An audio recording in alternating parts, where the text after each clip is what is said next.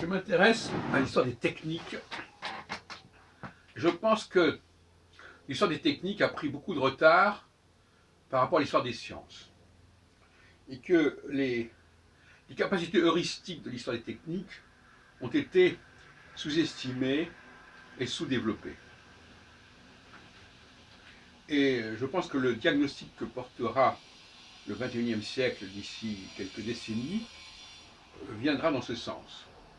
C'est-à-dire qu'effectivement, on n'a pas pris la mesure de tout ce qui est la dimension technique et technologique de la science, de l'humanité, des religions, etc., etc. Et évidemment, au cœur de cette problématique s'inscrit l'astrologie. L'astrologie est la grande absente du débat scientifique ou techno-scientifique, ou même techno-religieux, et alors qu'elle devrait être au centre de tout cela. Et les astrologues eux-mêmes sont responsables de cette déficience et de cette absence. Parce qu'ils s'enferment dans un ghetto et ils ne cherchent pas à se connecter avec ni la science, ni la technique, ni la religion, globalement. Sinon de façon très superficielle. Donc, l'objet astrologique étant ignoré, je pense par exemple à Étienne Klein, qui dit des choses très intéressantes sur beaucoup de sujets, mais qui ne pense pas à l'astrologie, qui ne pense pas les relations, la capacité de l'homme à se structurer techniquement. L'astrologie, c'est une structuration technique de l'humanité. C'est-à-dire que c'est pas la nature qui nous structure, c'est nous nous servons de la nature pour nous structurer, ce qui n'est pas du tout la même chose.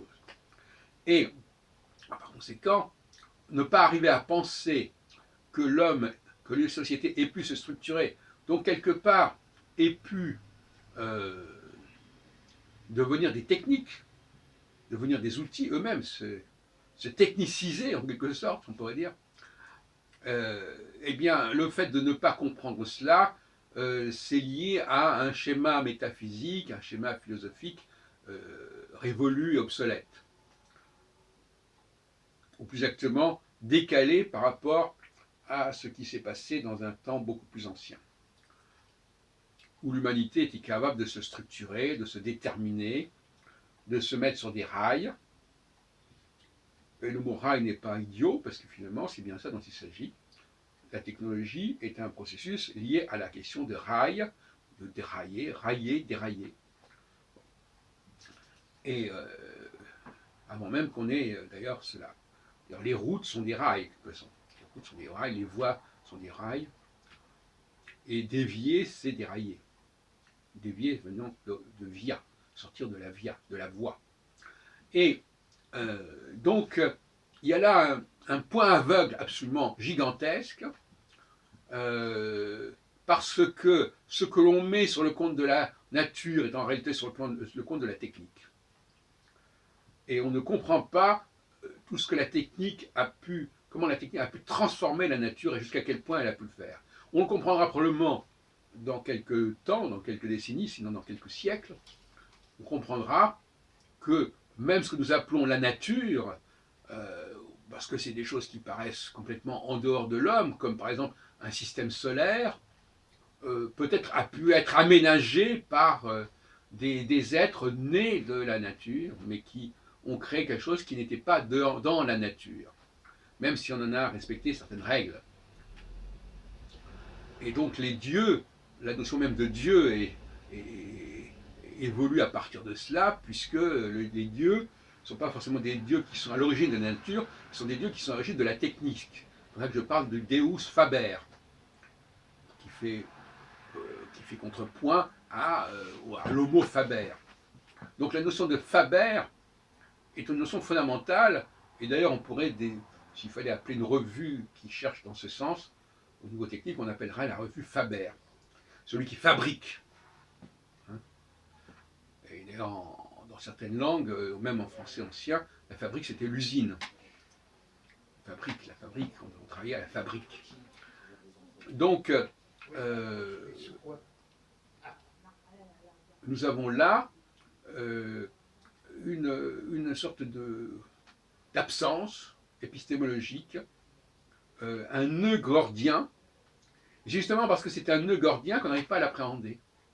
Parce que justement, il est exactement à l'intersection entre la science et la technique, entre la nature et la culture, et par conséquent, il échappe quelque part au radar. Et il serait peut-être temps quand même de reprendre les choses à la main.